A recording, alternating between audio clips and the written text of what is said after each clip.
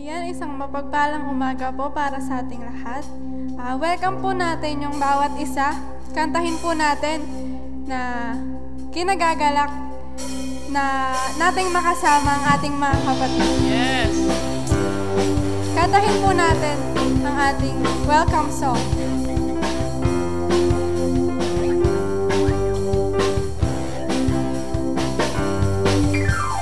Kinagagalak kitang makasama sa fellowship na to, tayo'y nakita. Dalangin ko sa Diyos na pagpalain kang lubos.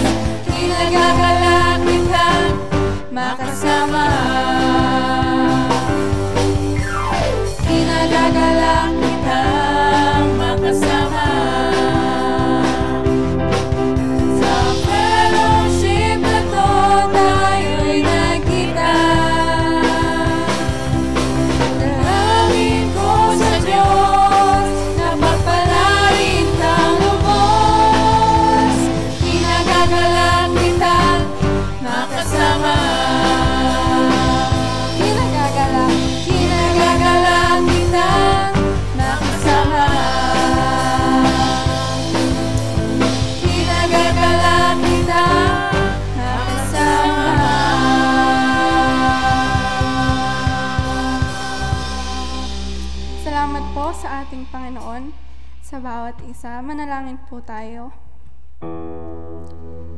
Yes, Lord God, maraming pong salamat sa umaga na to. Nandito po kami, Father God, upang manigluhod, Father, magpalinis, at maranasan namin ang inyong presensya, O God. Lord God, ngayong umaga, turuan niyo po kami, Father God, na mag-focus tanging sa inyo lamang, Panginoon.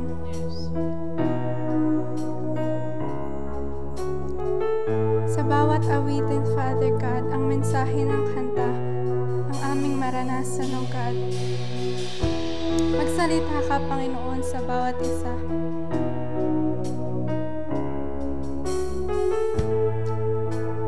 Sinasamba ka namin ngayong umaga, Father. Dumadalangin kami.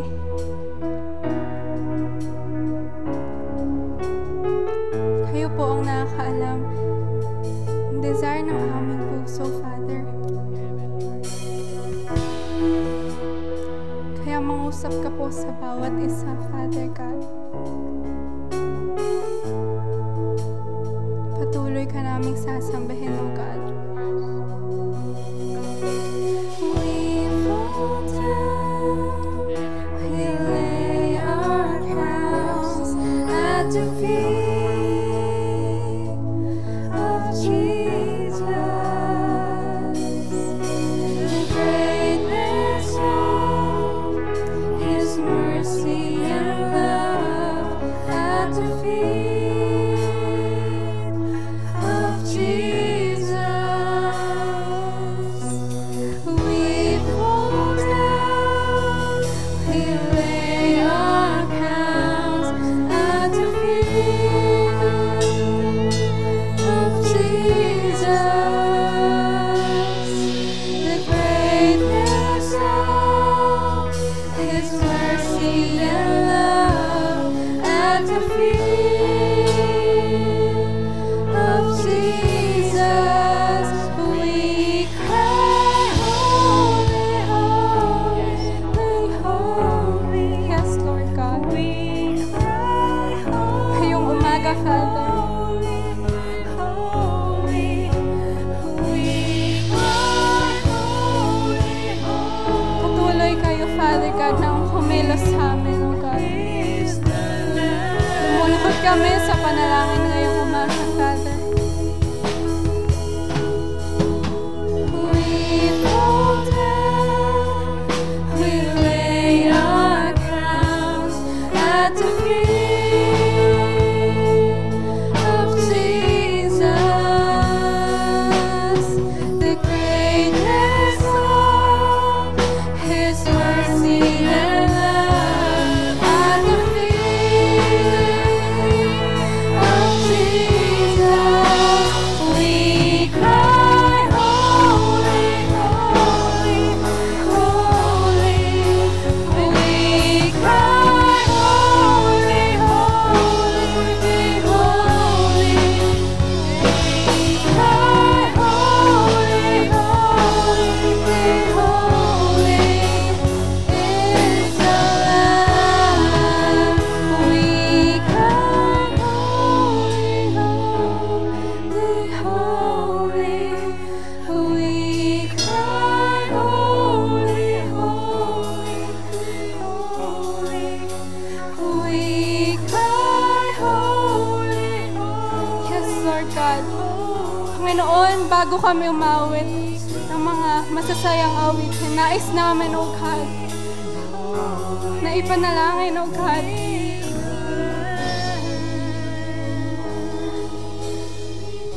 ang nangyayari, Father God, sa aming lugar.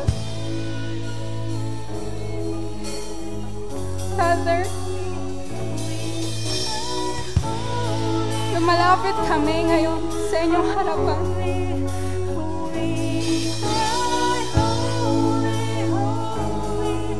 Panginoon, lubos kaming nananalangin.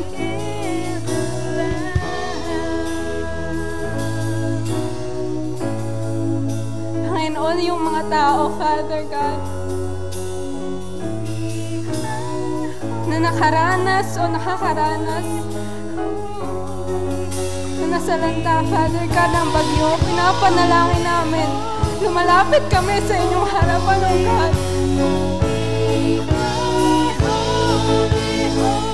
Humihingi kami ng awa, O God.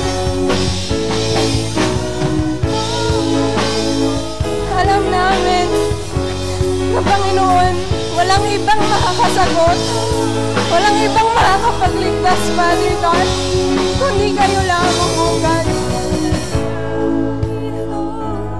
Yung mga tao, Father God, na biktima,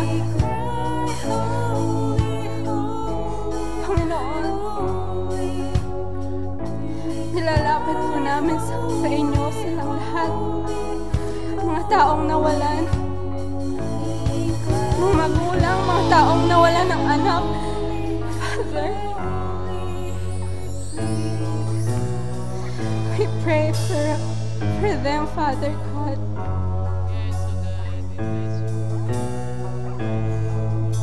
Father, alam namin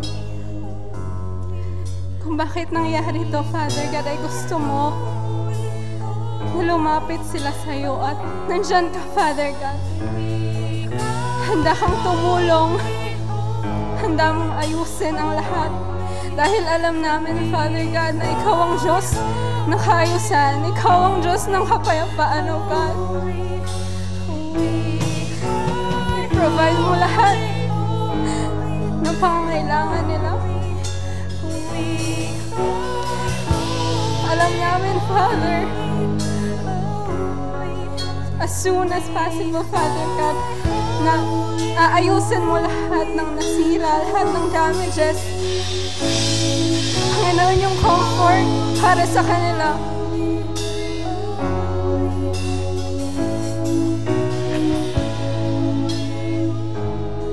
Tulungan mo sila, Father God, nagkaroon, Panginoon, ng pagpapakumbaba, Father. We are praying, O God. We are claiming na maayos na ang lahat sa pangalan ni Jesus. Yeah, Father God, after all na nangyari, mananatili ang aming pananampalataya na ikaw lang ang makakasagot sa lahat. Yeah, Father God, patuloy kaming kakanta. Aawitan namin kayo kasi you deserve all the praises, O God.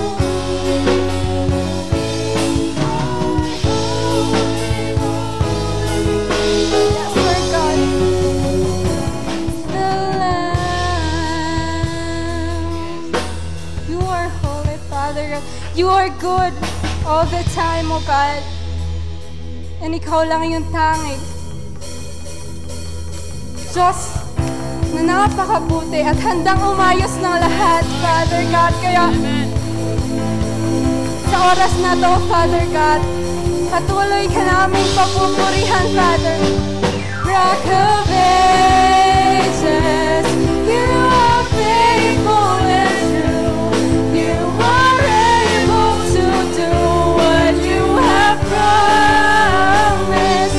Rock of Ages, you are faithful and just, and I will always put my trust in you. Rock of Ages, Father, you are the Rock of Ages.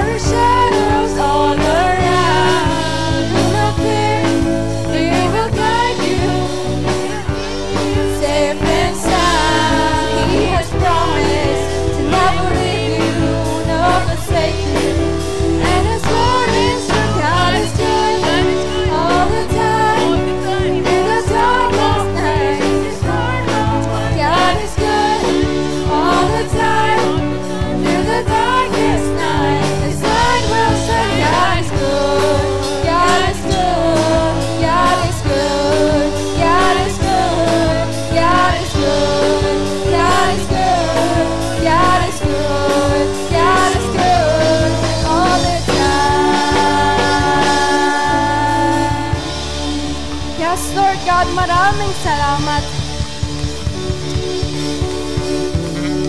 Yes, Lord God. Ngayong oras din na to, Panginoon, pinapahanda po namin at nilalapit namin sa inyo ang aming mga puso. Prepare our hearts, Father God, at patuloy na bumaba ang Holy Spirit sa bawat isa. I love to worship, O God. Yes, God.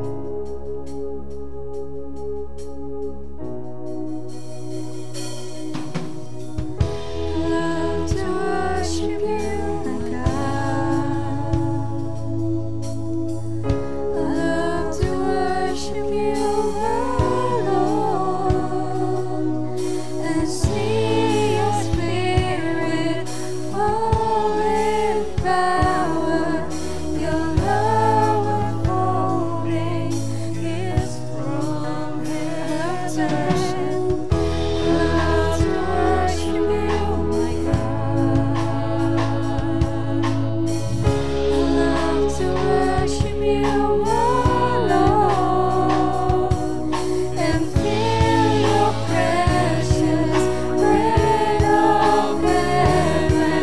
Your road consuming love. Holy Spirit, come in power, change my heart. I want to live for you, my God. Let your Spirit come in power, change my life, that I may live for you, my Lord. Holy Spirit, come in power, change my heart. I want to live for you, my God. Let your Spirit come in power, change my life, that I may live for you, my Lord. For yes, Lord. So I yearn for you, long to see you.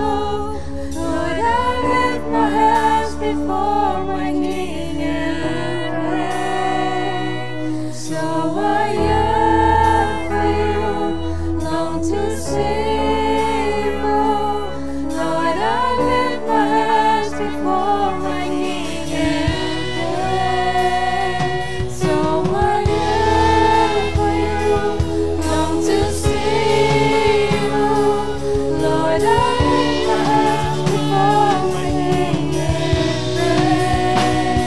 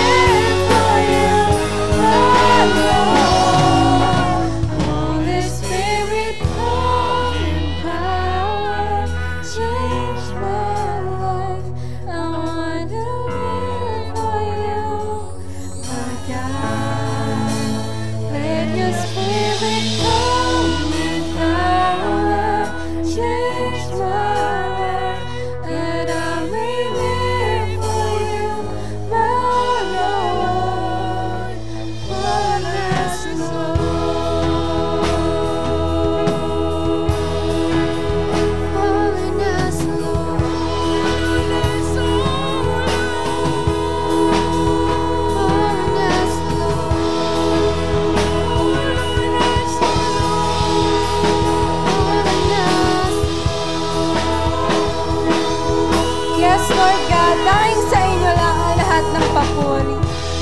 Amen and amen. Yes. Amen, Lord.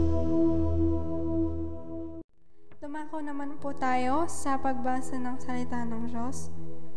Buksan po natin ang ating mga Biblia sa 2 Thessalonians 1, 5 to 12. 2 Thessalonians 1, 5 to 12. 5.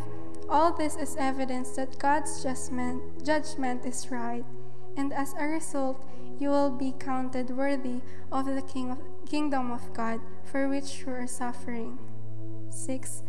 God is just. He will pay back trouble to those who trouble you. 7. And give relief to you who are troubled, and to us as well. This will happen when the Lord Jesus is revealed from heaven in blazing fire with his powerful angels. 8. He will punish those who do not know God and do not obey the gospel of our Lord Jesus. 9. They will be punished with everlasting destruction and shut out from the presence of the Lord and from the majesty of his power. 10. On the day he comes to be glorified in his holy people and to be marveled at among all those who have believed. This includes you, because you believed our testimony to you. 11. With this in mind, we constantly pray for you, that our God may count you worthy of his calling, and that by his power he may fulfill every good purpose of yours and every act prompted by your faith. 12. We pray this so that the name of our Lord Jesus may be glorified in you and you in him, according to the grace of our God and the Lord Jesus Christ. Manalangin po tayo. Father, salamat po sa blessing ngayong umaga.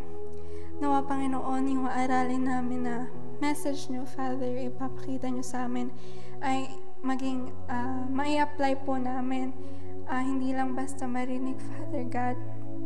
At mai-apply po namin sa aming sarili, maging sa iba, Father. Tulungan niyo po si Pastor na magde-deliver ng inyong salita. Maging kayo po yung makita, Father God. At patuloy niyo po siyang i-bless at ang mga nakikinig, O God. Maraming salamat sa ngayong umaga, Father, sa pangalan ni Jesus. Amen. Mga minamahal na kapatid sa Panginoon, ang taong 2020 ay puno po ng mga kalamidad sa ating bansa.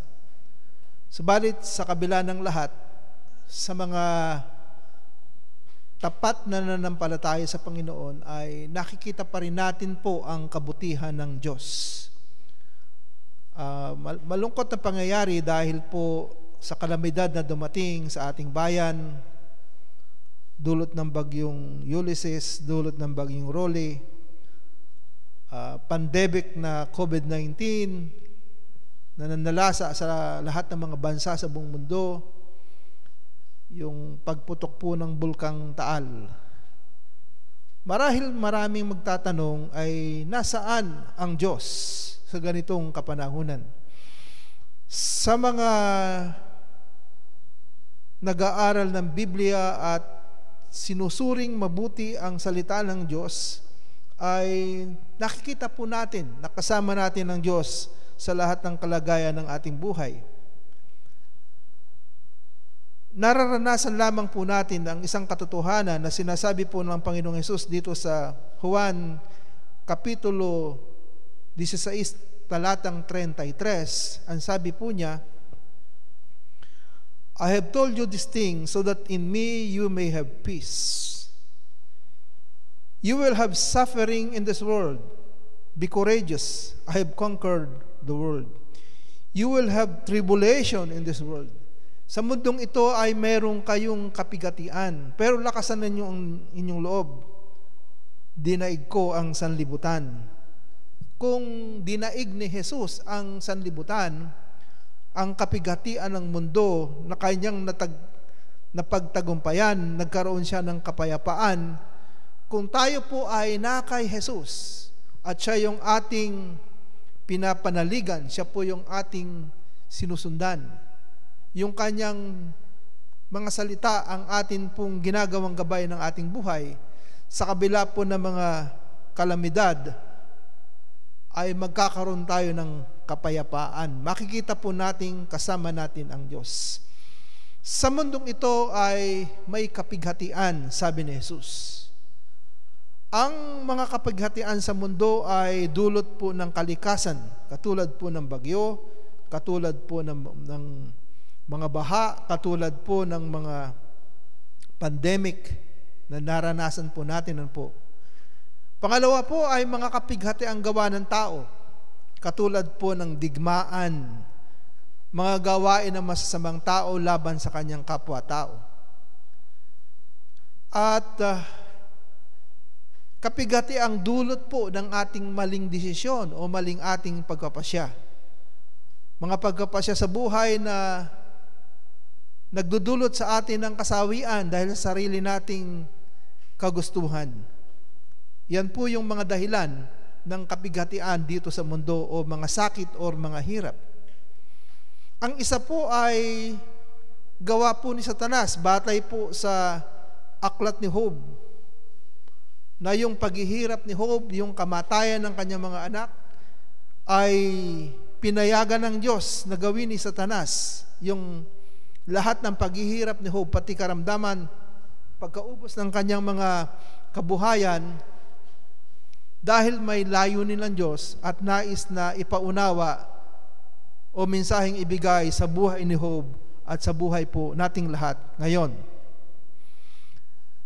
Ngayon pong umaga ay pag-usapan natin ano ang mensahe ng Diyos sa mga kapighatiang nararanasan po natin dito sa mundo. Buksan po natin ang Biblia muli sa binasa kanina sa 2 Tesalonica Kapitulo 1, talatang 5 hanggang 12. Dito po ay mababasa po natin yung words of encouragement ni Apostol Pablo sa mga mananampalataya sa Tesalonica, pampalakas ng loob, ipinapaunawa sa kanila ano ang katotohanan tungkol sa pag-uusig sa kanilang pananampalataya, ano ang katotohanan tungkol sa buhay ng mga taong umuusig po sa kanila. Sa panahon ngayon ay wala po tayong pag-uusig sa ating pananampalataya na gawa ng tao. Sapagkat malaya po tayong nakakasamba, malaya tayong nakakapag-aral ng banal na kasulatan. Hindi katulad dito po sa Tesalonica na sa kabila ng matinding pagsalungat o paglaban ng mga tao sa kanilang bayan, sa pananampalataya sa Panginoong Hesukristo, sa kabila ng lahat ng pag-uusig, sila'y nanatili pa din. Sila'y tumanggap pa rin kay Kristo bilang Panginoon tagapagligtas at ipinamuhay nila ang pagsunod sa Panginoong Hesukristo. Tiniis nila yung mga pag-uusig na ito na nagdulot po sa kanila ng kahirapan, ng kapighatian sa buhay, pisikal o sa material na bagay ng kanilang buhay. At ito po'y kanilang napagtiisan, na nagpakatatag sila, hindi sila tumalikod sa kanilang pananampalataya sa kabila ng pag-uusig. Dahil wala namang pag-uusig na ganito sa ating buhay sa kapanahonang ito, pwede nating ang katotohanan dito ay ikumpara sa mga problema o pagsubok na dumarating sa ating buhay na nagiging sanhi ng ating kapighatian. Nakakatiyak po tayo na mayroong mga Kristiyano sa gawing Cagayan Valley, sa gawing dito po sa San Mateo, Rizal, dito po sa Marikina, o sa ibang bahagi pa ng ating bansa, sa Bicol region. Mga Kristiyano na nakaranas ng baha, mga Kristiyano na wala ng kabuhayan, mga Kristiyano na nagdurusa dahilan po sa kalamidad na nangyari na dulot ng bagyong Rolly at bagyong Ulysses. Ano yung mga katotohanang nais ipakita ng Biblia o ni Apostol Pablo sa kanila, sa atin, kung tayo po ay nananatiling matatag sa gitna ng mga paghihirap na ito na dumarating sa ating buhay o dumating man ang pag-uusig. Dito po sa 2 Tesalonica 1:5, basahin po natin. Sabi ni Apostol Pablo sa mga Kristiyano sa Tesalonica, yung inyong katatagan, yung inyong pagtitiis, yung inyong katatagan sa pananampalataya sa lahat ng pag-uusig at paghihirap, kapigatian na inyong nararanasan, yung pananatili ninyo sa pananampalataya kay Kristo. Sabi niya sa verse 5, it is a clear evidence of God's righteous judgment that you will be counted worthy of the kingdom, of God's kingdom, for which you also are suffering. Yung inyong mga paghihirap, yung inyong pagtitiis, yung inyong pananatili kay Kristo ay ebidensya na matuwid ang Diyos sa kanyang paghatol, na kayo ay ibinibilang niyang karapat-dapat sa kanyang kaharian na dahilan ng inyong paghihirap. Sila'y naghihirap, sila'y pinag-uusig dahil sa kaharian ng Diyos, dahil sa pananampalataya kay Jesus Christ. Maraming mananampalataya ngayon sa ating bansa dahilan sa dumaang kalamidad na maaaring nagdurusa sila, naghihirap sila sa kabuhayang pisikal o sa kabuhayang material, subalit sila'y nananatiling matatag sa kanilang pananampalataya kay Kristo, mga totoong born again, mga totoong ligtas. Sinasabi ni Apostol Pablo na dahil sa inyong katatagan, matuwid yung Diyos sa kanyang pagpapahintulot ng mga paghihirap na ito. Ipinapakita ng Diyos na kayo ay karapat dapat sa kanyang kaharian. Mga minamahal na kapatid, ang mga pag-uusig at mga paghihirap o mga pagsubok na ating tinitiis at ating pinangahawakan sa gitna nito ang ating pananampalataya kay Kristo, hindi tayo tumatalikod sa ating pananampalataya. Ang pagsubok o pag-uusig ay nagpapatunay na totoo ang ating pananampalataya kay Kristo. Mababasa natin sa banal na kasulatan sa talinghaga ng mga hasik na sabi ng Panginoong Jesus, mayroong nahasik sa batuhan, tumanggap ng buong galak, pero nung dumating ang pag-uusig at mga paghatian sa buhay ay biglang tumalikod. Ang tunay na Kristiyano, ang tunay na mananampalataya kay Kristo ay hindi siya tumatalikod sa Diyos. Hindi niya tinatalikuran ng pananampalataya kay Kristo kahit may pag-uusig, kahit may problema, kahit may pagsubok, naroon ang kanyang pag-asa, naroon ang kanyang katatagan. Kaya ang pagsubok o pag-uusig o mga paghihirap ay nagpapatunay, pag naranasan natin ay nagpapatunay na totoo ang iyong pananampalataya. Kaibigan o kapatid sa Panginoon, kung ikaw ay dumaranas ngayon ng mga paghihirap, pisikal, o mga suliranin sa buhay, ano man ito, dulot man ng bagyong Ulysses o bagyong Rolly, o dulot man ng anumang karamdaman, ang iyong katatagan ay nagpapatunay na totoo kang mananampalataya kay Kristo. Totoo kang ligtas, totoo kang born again. Hindi ka fake, hindi ka professing Christians. Totoo kang ligtas, ikaw ay may buhay na walang hanggan, ikaw ay karapat-dapat sa kaharian ng Diyos. Ito ang sinasabi ni Apostol Pablo. Ang totoong ligtas, ang totoong born again ay nagtitiis hanggang wakas. Hindi po siya nawawala, hindi po siya tumatalikod kay Kristo. Nananatili po sa iyo ang kaligtasan dahil totoo ang iyong pananampalataya sapagkat ikaw ay iniingatan ng Diyos sa kanyang mga kamay. Kaya sa gitna ng mga pagsubok sa buhay na ito, nariyan si Jesus. Sabi niya sa John 10:28, ang aking mga tupa, binibigyan ko sila ng buhay na walang hanggan, hindi sila ninuman maaagaw sa aking kamay.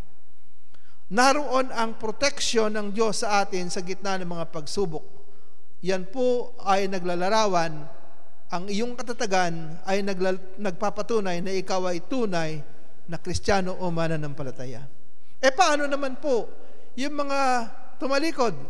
Sandali lamang sumampalataya, sumama sa iglesia, pagkatapos ay dumanas ng paghihirap at pagsubok na wala na, katulad ng pandemic na ito ngayon. Wala na, hindi mo na makita kung sila'y totoong Kristiyano o hindi. May sinabi po si Apostol Juan sa kanyang sulat, sila'y umalis sa atin dahil hindi natin sila kasama. Kung sila'y sa atin, hindi sila aalis, sa atin. Ang totoong mananampalataya ay hindi po iniiwan ang Panginoong Hesukristo sapagkat hindi siya papabayaan ng Panginoong Hesus. Hindi binabawi ng Diyos ang kanyang pangako sa kanya na kaligtasan. Kaya po ang katatagan natin sa gitna ng mga pag-uusig o pagsubok o kahirapan sa buhay ay nagpapatotoo na ikaw ay tunay na mananampalataya. Totoo ang iyong pananampalataya kay Kristo. Pangalawa, ang mga paghihirap sa mundong ito na ating tinitiis at napagtatagumpayan ay nagpapatunay na nililinis ng Diyos ang ating pananampalataya. Si Apostol Pedro ay sumulat sa unang Pedro 1:6-7. Ang sabi niya, ang inyong pananampalataya ay katulad ng ginto. Basahin po natin.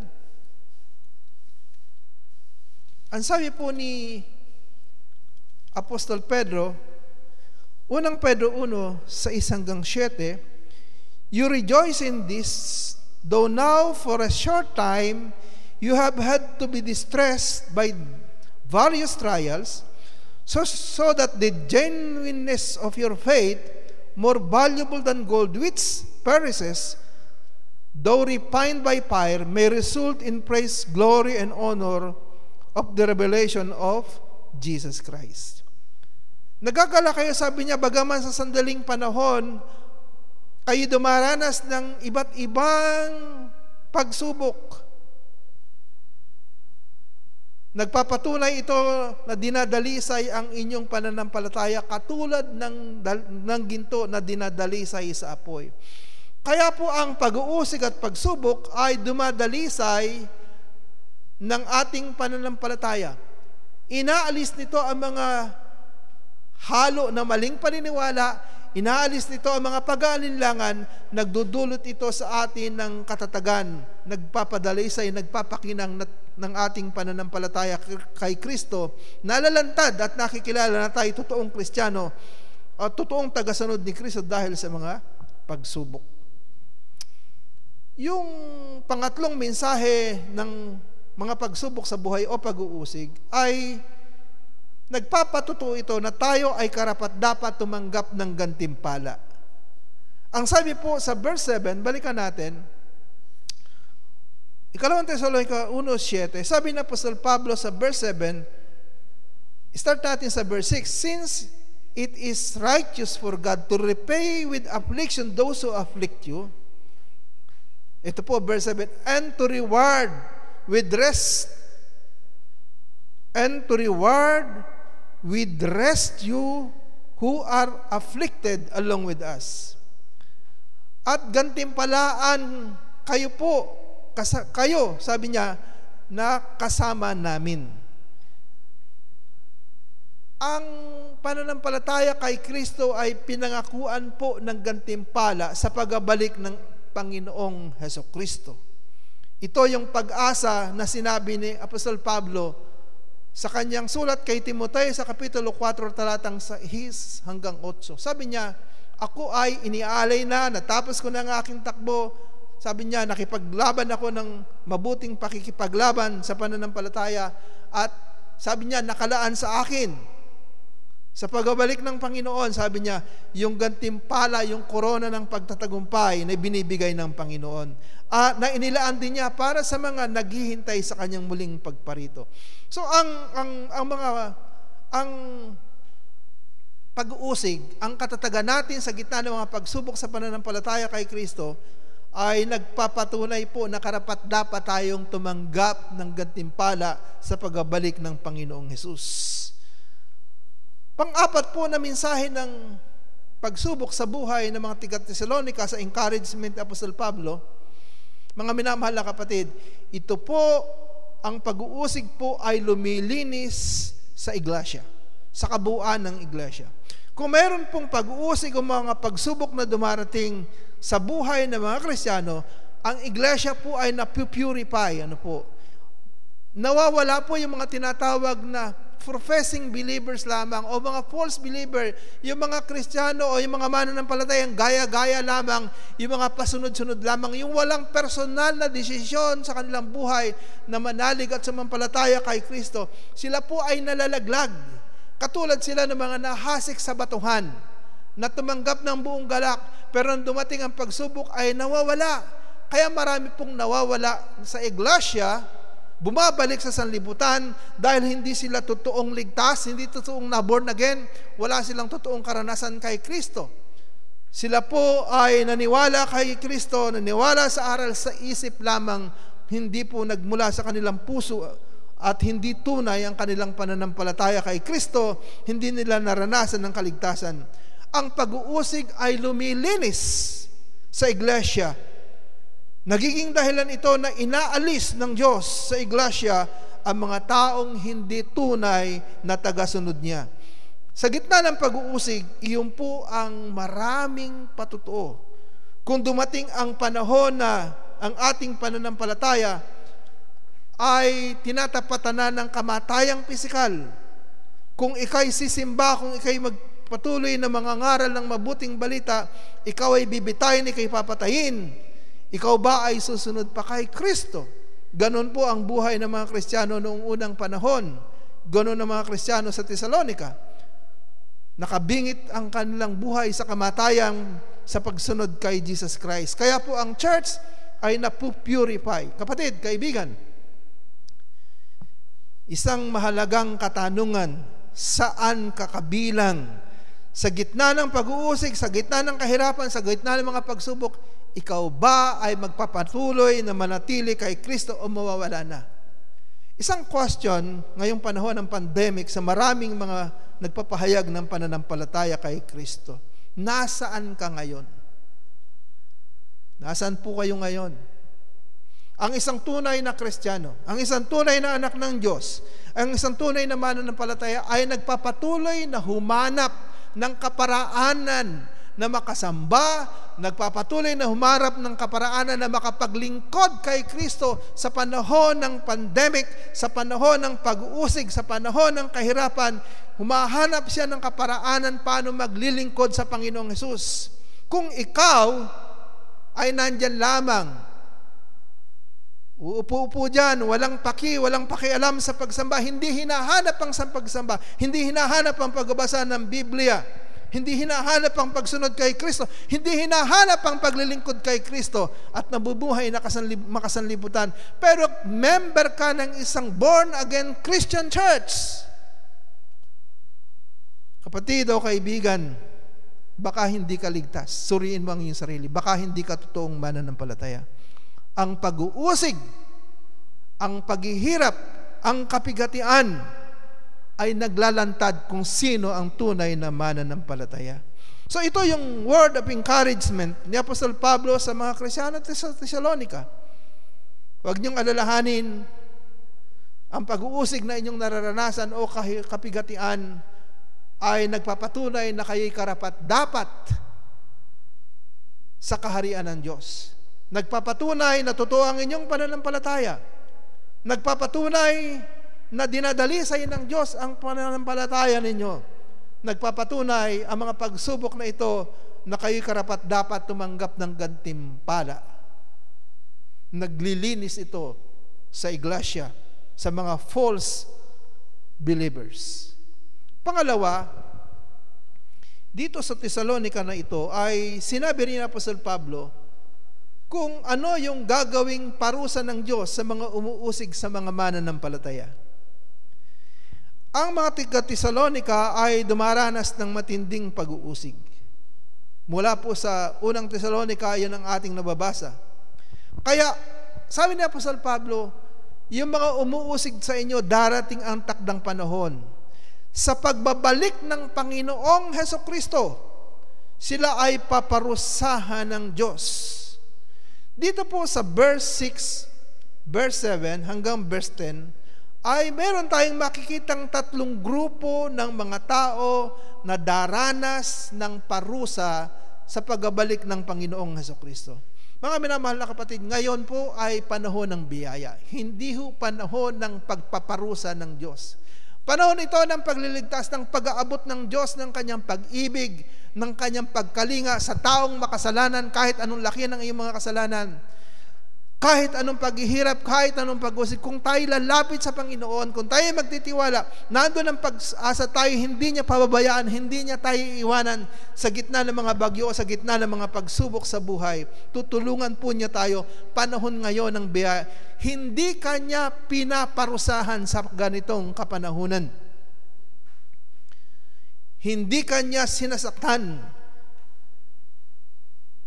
Subalit sa pagbabalik ng Panginoong Hesukristo, doon natin makikita, doon mahahayag ang puot ng Diyos sa mga taong hindi po nanalig sa Kanya. So dito po ay mayroong tatlong grupo na binanggit si Apostol Pablo na daranas ng parusa ng Diyos sa pagbabalik ng Panginoong Hesukristo. Verse 6, yung pong mga umuusig, yung mga persecutors, yung mga nanlalait, yung mga nagpaparusa, yung mga pumapatay ng mga mananampalataya. Yung mga mananampalataya kay Kristo na pinapatay na mga laban sa kanila. Katulad po ng maraming kwento sa mga saradong mga bansa sa ating kapanahunan na pag mayroong nalamang Kristiyano, pinupugutan po nila ng ulo. Sabi na Apostol Pablo sa verse 6, since it is righteous for God to repay with affliction those who afflict you. Sabi niya, matuwid ang Diyos na pagbabayarin niya ng paghihirap yung mga taong nagpahirap sa inyo, yung mga umuusig sa inyo. This will take place at the revelation of the Lord Jesus from heaven with His powerful angels. Sinasabi na Apostol Pablo na yung mga umuusig sa mga Kristiyano sa Thessalonica, yung umuusig sa mga Kristiyano sa ating kapanahonan o sa lahat ng panahon, ay daranas po sila ng matinding paghihirap. Ito po ay sa pagbabalik ng Panginoong Hesukristo, sila po ay paparusahan. Kaya sinabi ng Panginoong Hesus sa Romans 12:17 hanggang 21 na huwag kayong gumanti sa mga umuusig sa inyo, sa inyong kapwa na gumagawa ng masama laban sa inyo, sapagkat ako ang gaganti, sabi ng Panginoong Diyos. Kaya makikita natin po sa banal na kasulatan na ang mga unang Kristiyano, kahit po sila batuhin, kahit sila laitin, hindi po sila gumaganti. Tinis nila ang lahat. Ipinangaral ang mabuting balita, hindi kasama ang paglabang pisikal. Ipinangaral ang mabuting balita na taglay ang pagmamahal at kapayapaan kahit sa kaaway, sapagkat ang mga unang Kristiyano ay naniniwala, at ito'y sinulat sa Biblia, na ang Diyos ang gaganti sa mga umuusig at gumagawa ng masama laban sa kanila. Ang mga namatay sa pag-uusig ay humihingi ng katarungan ang kanilang mga kaluluwa sa Pahayag Kapitulo 6 talatang 9 hanggang 10. Tumatawag sila sa Diyos, kailan parurusahan ang mga umusig sa kanila. Kaya ang unang grupo ng mga tao na makakaranas ng parusa ng Diyos sa pagbabalik ng Panginoong Hesukristo ay yung mga umusig, yung mga pumatay na mga tao, yung mga pumatay na mga sumampalataya kay Jesus Christ. Sinasabi po na ang mga apostol, halos karamihan sa kanila ay namatay na martir, pinatay ng mga kalaban ng pananampalataya kay Kristo. Pangalawa, na group ng mga tao na daranas ng parusa sa pagbabalik ng Panginoong Kristo na sinasabi ni Apostol Pablo ay yung nakalagay sa verse 8. Sabi dito, taking vengeance with flaming fire on those who don't know God and those who don't obey the gospel of our Lord Jesus. Darating sa Jesus, maghihiganti sa pamamagitan ng apoy, naglalagablab na apoy, doon sa mga hindi nakakilala sa Diyos at doon sa mga hindi sumunod sa ebanghelyo ng Panginoong Hesukristo. Dalawa po ito, yung those who don't know God, mga taong hindi nakilala ang Diyos, mga taong hindi kumilala sa Diyos, hindi po nila pinag-uusig ang mga Kristiyano. Subalit sila po'y tumanggi na makilala ang Panginoong Diyos. Sabi sa banal na kasulatan, ang lahat ay nagkasala at hindi nakaabot sa kaluwalhatian ng Diyos. Walang matuwid, wala kahit isa. Sa aklat po ng mga taga-Roma, chapter 1, verse 18 hanggang 23, ay sinasabi doon na ang tao, bagaman kilala na nila ang Diyos, hindi nila ito kinilala. Ang kaluwalhatian ng Diyos ay nahayag sa kanyang mga nilikha. Subalit ang mga tao ay nagdunong-dunungan at naging mga hangal. Sa halip na sambahin ang Diyos na lumikha, ay gumawa sila ng mga larawan, ng mga hayop, ng mga ibon at ng mga tao, at ito ang kanilang sinamba. Kaya hindi sila makapagdadahilan. Ito po yung mga taong hindi nila nakilala si Jesus bilang tagapagligtas at Panginoon. Maaring kasali po dito yung mga hindi nakakarinig ng mabuting balita tungkol kay Kristo. Subalit ang Diyos ay makikilala sa pamamagitan ng kanyang mga nilalang. Tumigla ka lamang sa langit at pagbulay-bulayan, malalaman mong mayroong Diyos.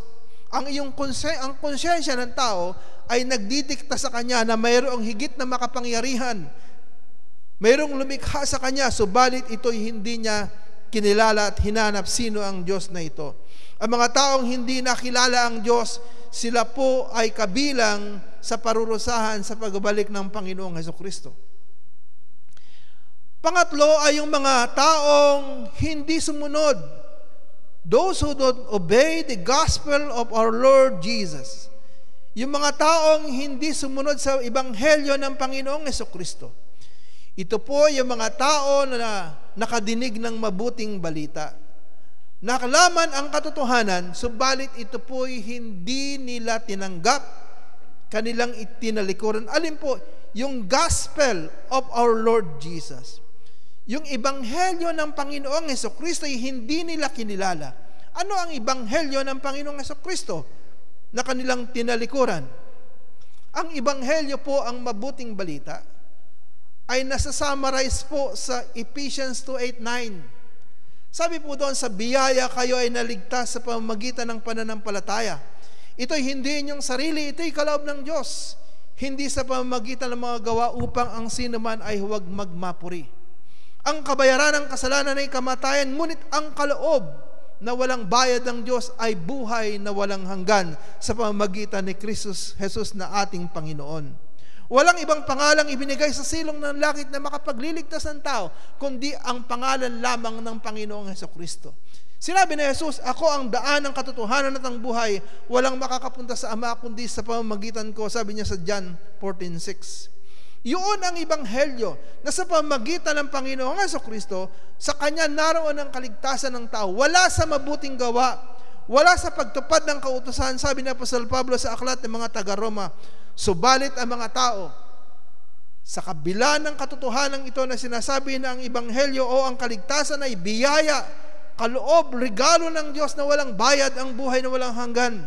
Regalo ng Diyos na walang bayad ang pagkapatawad ng kasalanan dahil sa kamatayan ni Kristo sa krus ng Kalbaryo, ang kanila pa ring pinapaniwalaan, ang kanilang pagkasapi sa kanilang relihiyon ang makapagliligtas, ang kanilang mabubuting gawa ang makapagliligtas.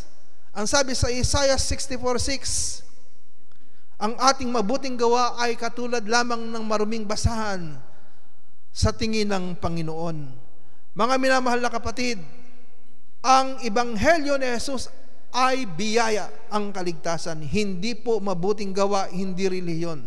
Kaya kung ang iyong pinangahawakan upang ikay maligtas at magkaroon ng buhay na walang hanggan, iyong nilalabanan at hindi mo kinikilala ang biyaya ng Diyos na kay Kristo na siya ang tanging daan ng kaligtasan, at idinadagdag mo pa, ipinaplas mo pa ang iyong sariling kakayahan, ang iyong sariling mabuting gawa na wala naman mabuti talaga sa harapan ng Diyos sapagkat ito'y maruming basahan lamang sa kanyang paningin, ikaw ay kabilang sa sumusuway sa mabuting balita ng Panginoong Hesukristo, at kabilang ang mga taong ito sa parurusahan sa pagbabalik ng Panginoong Hesukristo. So yan po yung sinasabi ng Apostol Pablo na daranas ng parusa sa pagbabalik ng Panginoong Jesus. Mga tao na umusig sa mga mananampalataya kay Kristo. Kaya kapatid, yung mga nag-uusig sa iyo, kung hindi nila makikilala sa Jesus, sa pagbabalik ng Panginoon, sila'y paparusahan ng Diyos. Yung mga taong hindi nakakilala sa Diyos, hindi nakakilala kay Kristo, yung mga taong nakarinig ng mabuting balita, subalit hindi nila ito sinunod, kanilang tinalikuran. Ano ang kanilang magiging parusa? Sabi dito sa verse 8, basahin natin muli. Taking vengeance with flaming fire.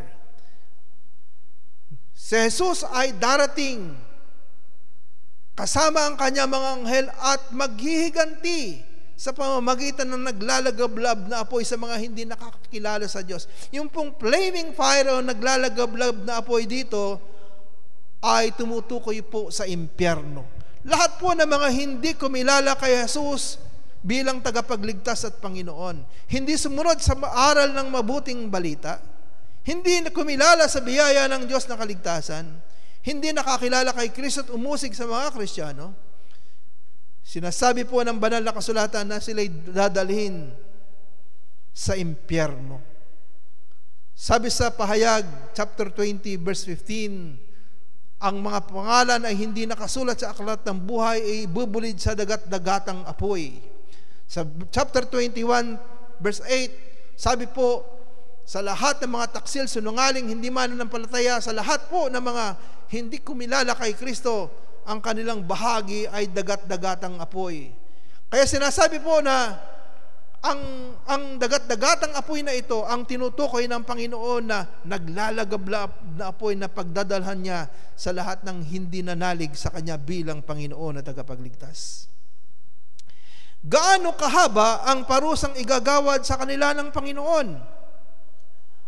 Sa Revelation chapter 14, verse 10 and 11, ay sinasabi po na walang hanggan. Ang kanilang pagdurusa, basahin po natin, Pahayag chapter 14, verse 10 hanggang 11. Sabi po, He will also drink the wine of God's wrath, which is mixed full strength in the cup of His anger. He will be tormented with fire and sulfur in the sight of the holy angels and in the sight of the Lamb. And the smoke of their torment will go up forever and ever.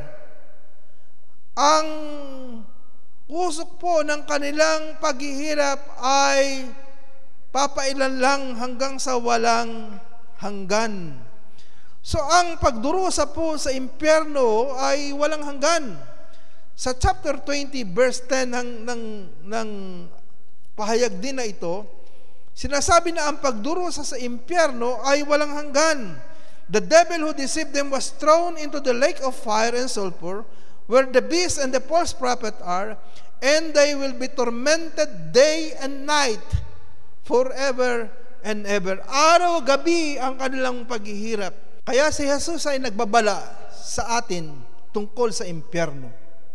Sa Marcos Kapitulo 9, talatang 43 hanggang 48, sabi ng Panginoong Jesus, kung dahilan sa isang kamay mo, ikaw ay magkasala, putulin mo. Mabuti pang mapunta ka sa buhay na putulang isang kamay, kaysa mapunta ka sa impyerno na ang apoy ay hindi namamatay. Kung ang isang mata mo ay maging dahilan ng iyong pagkakasala, tanggalin mo. Mabuting mapunta ka sa buhay na may isang mata lamang, kaysa mapunta ka sa impyerno na ang apoy ay hindi namamatay. Mga minamahal na kapatid, hindi literal na kamay, hindi literal na mata ang tinutukoy ng Panginoon. Ang ibig sabihin po nito, magkaroon tayo ng tinatawag na paghahanda para sa ating sarili, sa pagharap sa Panginoon. Totoong may impyerno na nilikha ang Diyos na parurusahan niya doon ang diablo at ang kanyang mga anghel at kasama mga hindi nanalig o tumanggap kay Kristo bilang Panginoon at tagapagligtas. Kaya ang parusang igagawad ng Panginoong Hesus sa lahat ng mga tao na hindi nanalig sa Kanya, umusig sa mga Kristiyano, hindi siya nakilala, hindi sumunod sa mabuting balita, ay walang hanggang parusa doon sa impyerno kasama ang diablo at ang kanyang mga kampon. Yun po ang sinasabi ng banal na kasulatan. So sabi na Apostol Pablo sa mga Kristiyano sa Thessalonica, Yung mga umuusig sa inyo, ito ang mangyayari. Maging doon sa mga hindi nakakilala sa Diyos, yung mga hindi umuusig sa inyo pero hindi nila nakilala ang Diyos. Maging doon sa hindi umuusig sa inyo, subalit hindi sila sumusunod sa mabuting balita ng Panginoong Hesukristo. Bago ko ituloy yung pangatlong mensahe ni Pablo sa mga Kristiyano sa Thessalonica, ikaw ba ay ligtas na? Totoo ka bang mananampalataya kay Kristo? Totoo ka bang born again? Bakit di mo buksan ang iyong puso ngayon sa Panginoong Hesus? Pagsisihan mo ang iyong kasalanan, tanggapin si Kristo bilang tagapagligtas at Panginoon. Malapit na siyang dumating. Lahat ng mga palatandaan ay nakikita na natin sa ating paligid na ang pangako ni Jesus na muling pagbabalik ay malapit na. Kung abutan niya ikaw nang hindi ka pa nagsisisi sa iyong mga kasalanan, tinatanggap siya bilang Panginoon tagapagligtas. Ang sabi rito, makakabilang ka sa parurusahan ng Diyos. Subalit sayang, mayroong kang pagkakataon ngayon, habang wala pa ang Panginoon, hindi pa bumabalik na muli, habang ikaw'y buhay pa, pwede mong buksan ang iyong puso kay Jesus at tanggapin ang kanyang pagliligtas. Sumampalataya ka sa kanya, tanggapin mo ang kapatawaran ng kasalanan na ipinagkakaloob niya, at ika'y kanyang ililigtas, magkakaroon ng buhay na walang hanggan. Sa huling bahagi ng ikalawang Thessalonica chapter 1 ay pinaalalahanan ni Apostol Pablo paano dapat mamuhay ang mga Kristiyano sa Thessalonica dahil sa pangyayaring ito sa pagbabalik ng Panginoong Hesukristo. Paano tayo mamumuhay habang hinihintay natin ang pagbabalik ng Panginoon, ang pagpaparusa niya sa mga umuusig sa inyo, ang pagpaparusa niya sa mga hindi sumampalataya sa Kanya, ang pagpaparusa niya sa mga hindi nakakilala sa Kanya. Habang hinihintay natin ito, ano ang dapat nating gawin sa ating pamumuhay? Basahin po natin verse 11, chapter 1, verse 11 ng ikalawang Thessalonica. Sabi ni Apostol Pablo, and in view of this, dahil dito, sabi ni Apostol Pablo, we always pray, lagi kaming nananalangin para sa inyo, that our God will consider you worthy of His calling.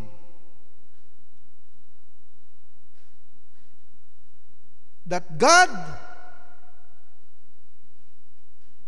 sabi niya, that our God will consider you worthy of His calling. Na ang Diyos ay ibilang niya kayo na karapat-dapat sa Kanyang pagkatawag. So parang sinasabi ni Apostol Pablo dito sa kanila na mabuhay kayo ng karapat-dapat sa pagkatawag ng Diyos. Yun po yung Kanyang sinasabi. Ano po? Kasi ang Diyos tutulungan niya kayo na mabuhay ng karapat-dapat sa pagkatawag sa inyo. Mamuhay kayo bilang anak ng Diyos. Mamuhay kayo bilang mamamayan ng langit. Tayo ay mga dayuhan lamang dito sa mundong ito. Tayo ay tinawag ng Diyos. May kaiba tayong buhay. Huwag tayong maging karaniwang tao. Maging naiiba tayo sa daigdig na ito. Parang sinasabi na, mag-iba tayo ng pag-iisip. Huwag tayong tumulad sa sanlibutan ito sapagkat tayo mga tinawag ng Diyos, mga anak ng Diyos, mamuhay tayo ng karapat-dapat sa pagkatawag sa atin. Makita sa atin na tayo ay ligtas. Totoong tayo ay mananampalataya kay Kristo. Then, pangalawa sabi niya, desire to do good things. By His power, fulfill every desire for goodness. Sa pamamagitan ng kapangyarihan ng Diyos, sabi sa verse 11, yung pong kadugtong sabi niya, ay gawin ng Diyos, tuparin ng Diyos yung hangaring gumawa ng mabuti. Mga minamahal, ang sinasabi ni Apostol Pablo, ang prayer niya, hangarin ng mga Kristiyano na makagawa lagi ng mabuti at tayo ay tutulungan ng Diyos na gumawa ng mabuti. Sabi nga po sa Galatia 6:9, huwag tayong magsasawa sa paggawa ng mabuti sapagkat Pagdating ng takdang panahon, tayo ay mag-aani. Ang panahong ito ng kalamidad ay isang pagkakataon upang tayo makagawa ng mabuti. Makatulong sa mga naghihirap, dinaanan ng bagyo, kahit sa maliit na paraan lamang. Isang magandang bagay sa atin dito ay hindi tayo masyadong dinanas ng ganitong kalamidad dito sa ating lugar. Mapalad pa rin tayo. Marahil ay upang mabigyan tayo ng pagkakataon na makagawa ng mabuti. Kaya kung kaya din lamang po natin, gumawa tayo ng mabuti ayon sa ating kakayahan sa ganitong kapanahunan. At higit sa lahat, ang pinakamabuting nating magagawa ay ibahagi ang pag-ibig ni Kristo sa mga tao para makilala siya bilang tagapagligtas at Panginoon upang sila magkaroon ng buhay na walang hanggan. Then, pangatlo ay naipamuhay natin, pahintulutan natin na gumawa ang ating pananampalataya kay Kristo. Pahintulutan natin na ang ating pananampalataya ay magbunga. Hayaan nating mahayag sa ating buhay ang pananampalataya sa Panginoong Hesus. Ang ibig pong sabihin po ni Apostol Pablo dito sa bandang huli ng verse 11, and the work of faith, by His power fulfill every desire for goodness. Lahat ng desire ninyo sa paggawa ng mabuti sa pamagitan ng kapangyarihan ng Diyos ay magkaroon ng katuparan. And the work of faith, alam niyo po yung work of faith, ito po yung kapahayagan na ikaw ay nananampalataya sa Panginoong Hesus. Ano ho? General yung pagkasalita, pero ano ba yung mga work of faith? Ang work of faith po sa Panginoong Hesus ay yung ikay sumasamba sa Panginoon, ikay nakikinig sa Panginoon, nag-aaral ng banal na kasulatan, ikaw ay nagbibigay ng panahon sa Kanya. Nakikita ng mga tao sa iyong paligid na ikaw ay totoong Kristiyano, totoong tagasunod ni Jesus Christ. Alam niyo po, yung salitang Kristiyano, hindi po ito ikinapit ng mga Kristiyano sa kanilang sarili. Nagsabi sila, ako ay Kristiyano, hindi katulad ngayon, ako ay Kristiyano. Hindi po. Ito po ay pangungutya sa kanila sa aklat ng mga gawa. Doon po sila tinawag na unang Kristiyano. Mga Kristiyano yan. So, tinutuya sila ng mga tao. Sinasabi lang, yan, mga tagasunod ni Kristo. So, ang mga unbeliever, yung mga hindi nananalig kay Jesus, ang nagsasabi na sila ay Kristiyano. Hindi katulad ngayon na ang nagsasabing Kristiyano ay ikaw, ako ay Kristiyano. Pero ang nagsasabing Kristiyano sa mga unang Kristiyano ay yung hindi mananampalataya. Ito'y ikinapit sa kanila. Sapagkat nakikita sa kanilang buhay ang gawa ng pananampalataya na pagsunod kay Kristo. Pang-apat po na pamumuhay, luwalhatiin po natin ang Panginoong Hesus, so that the name of our Lord Jesus will be glorified by you.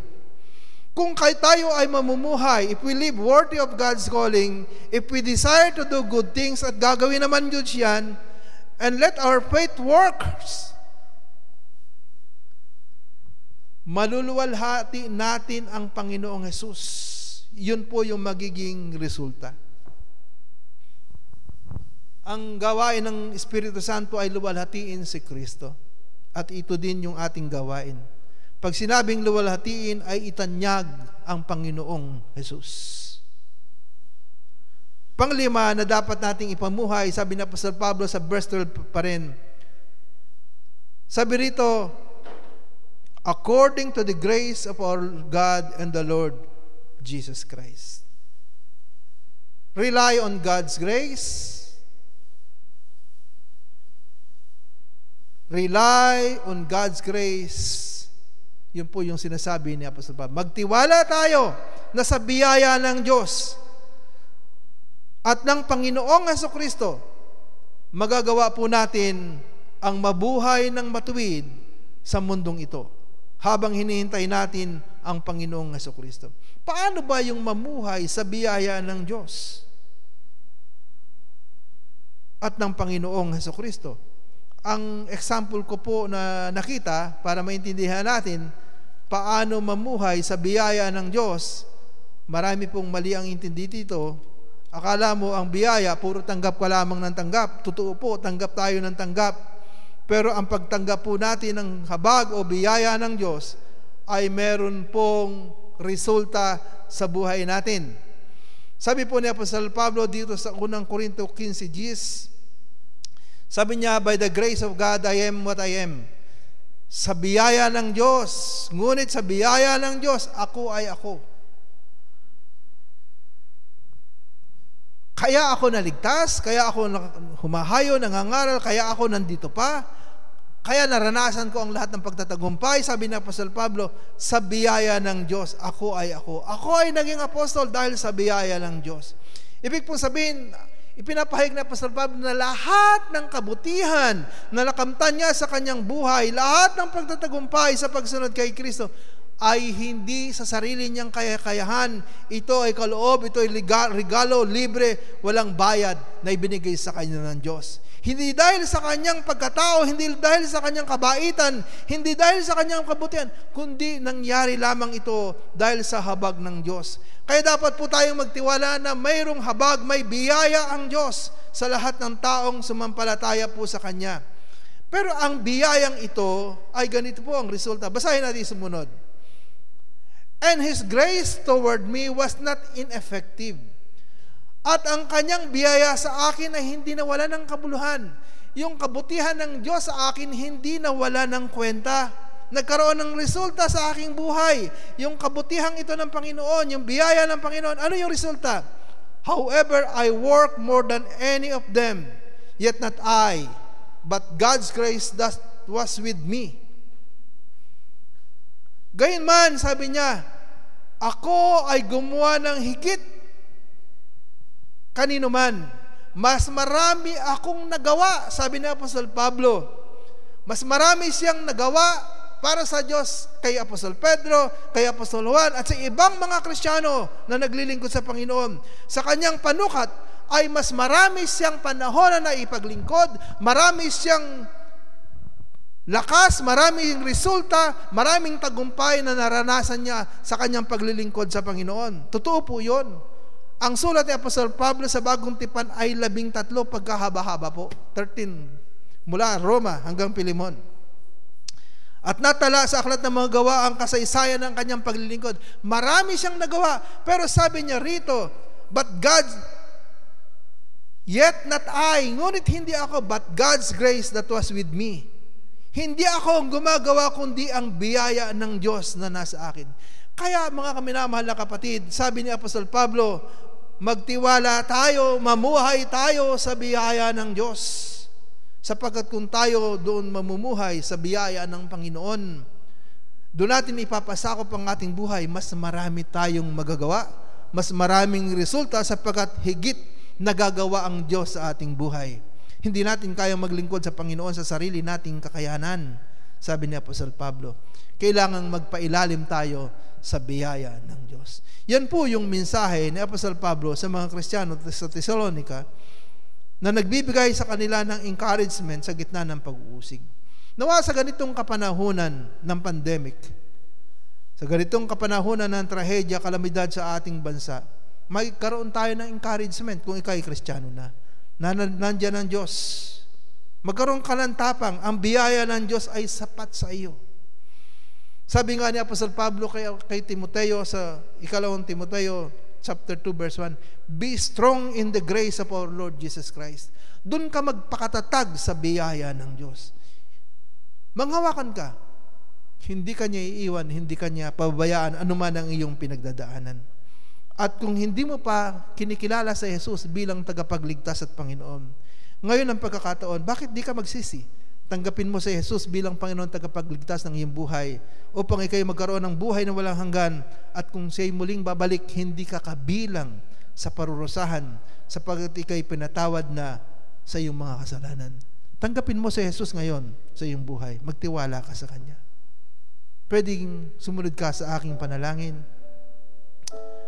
Panginoong Jesus, naunawaan ko na ikaw'y muling babalik at naniniwala ako.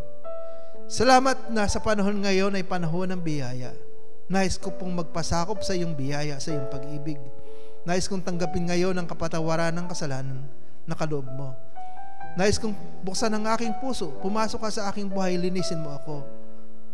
Alisin mo ang lahat ng aking karumihan. Tinatanggap kita bilang aking tagapagligtas at Panginoon.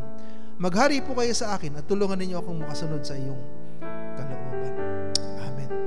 Kaibigan, sa iyong sariling lingwahe, tanggapin mo si Jesus bilang tagapagligtas at Panginoon upang hindi ka makabilang sa parurusahang dadalhin sa impyerno at ikay magkakaroon ng buhay na walang hanggan.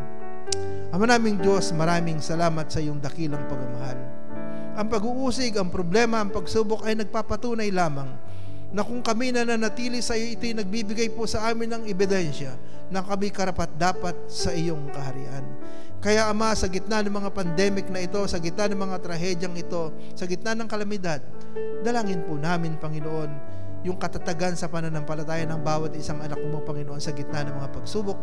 Alam ko po, nagtitiwala kami na hindi mo kami iiwan, hindi mo kami pababayaan. Sa pangalan po ng aming Panginoong Jesus, lahat po ng ito ay dalangin namin. Amen.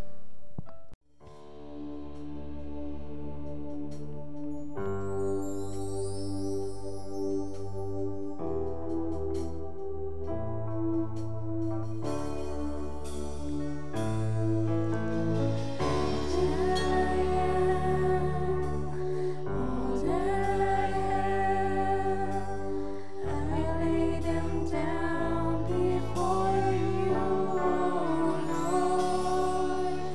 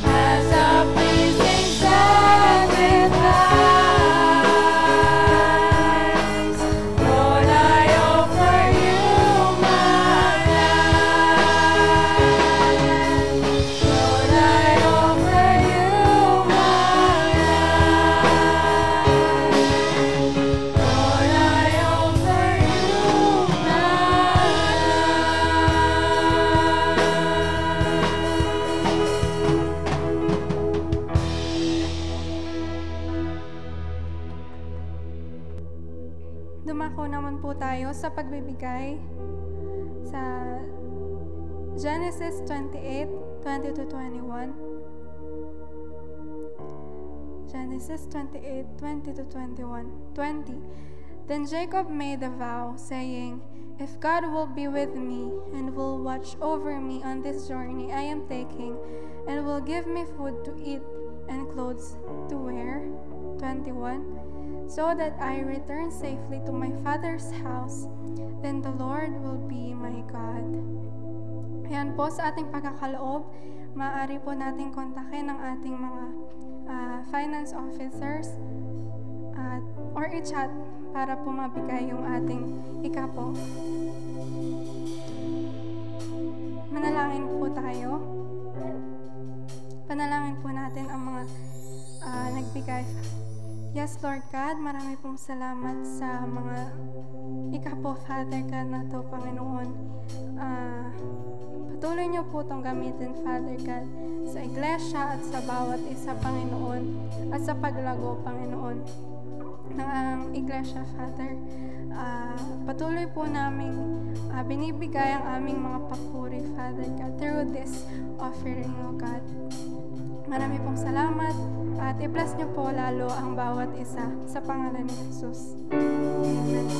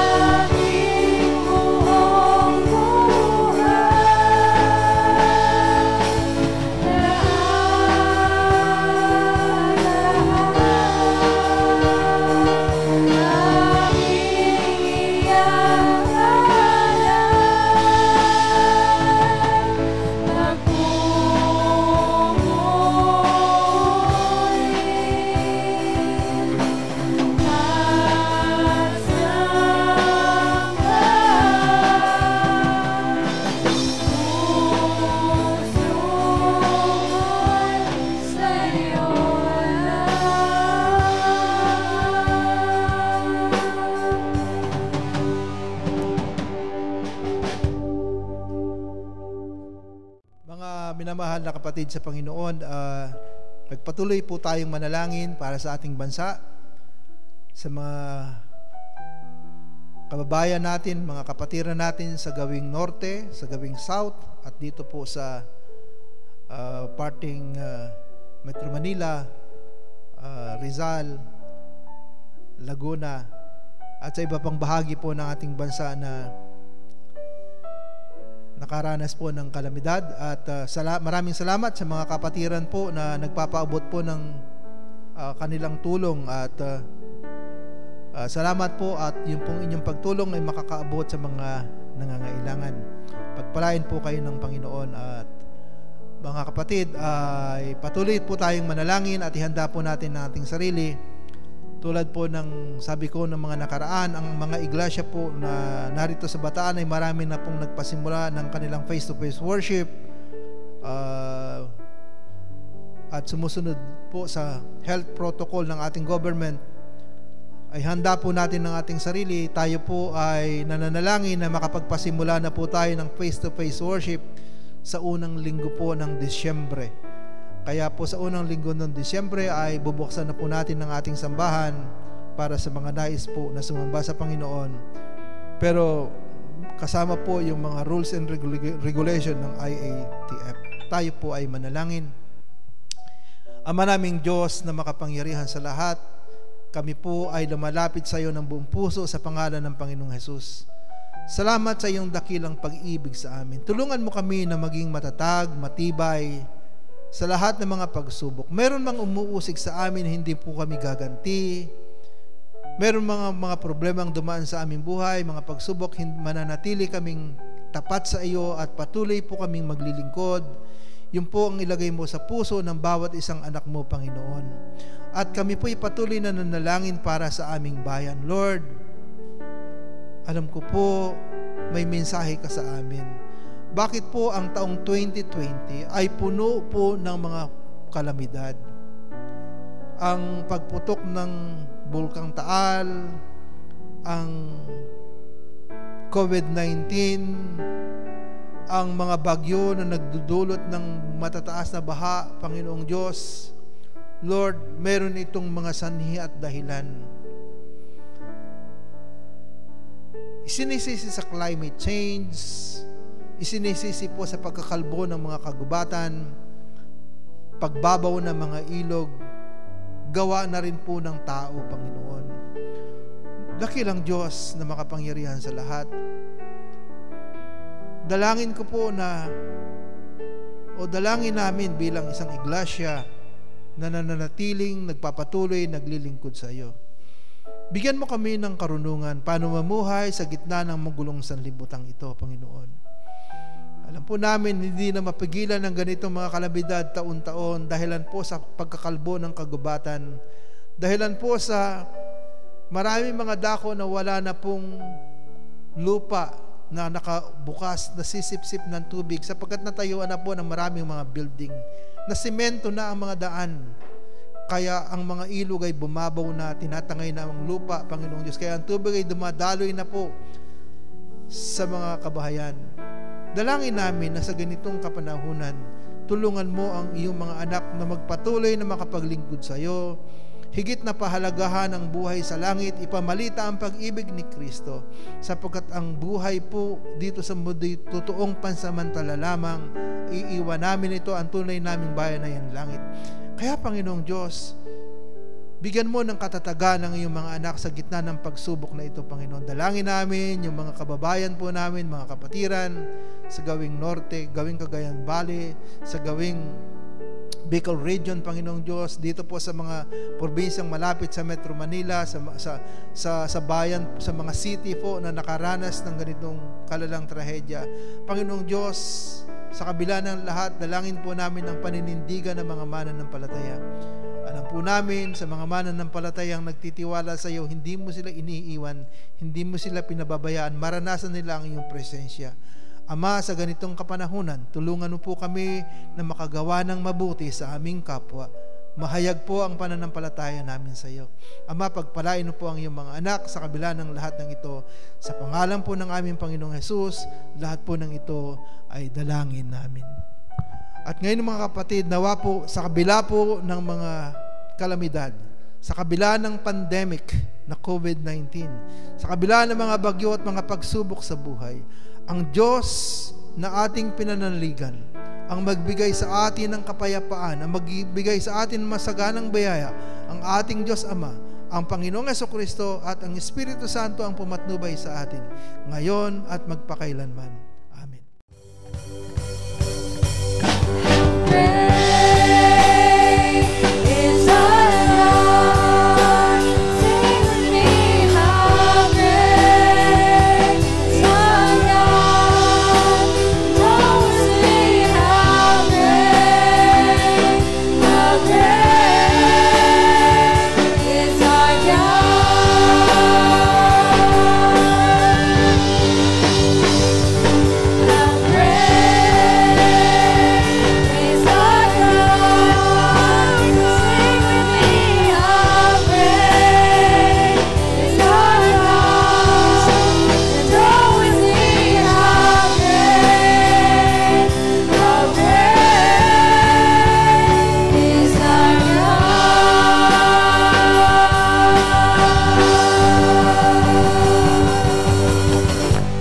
Diyos po ang papuri at patuloy po natin na awitan ng ating Panginoon.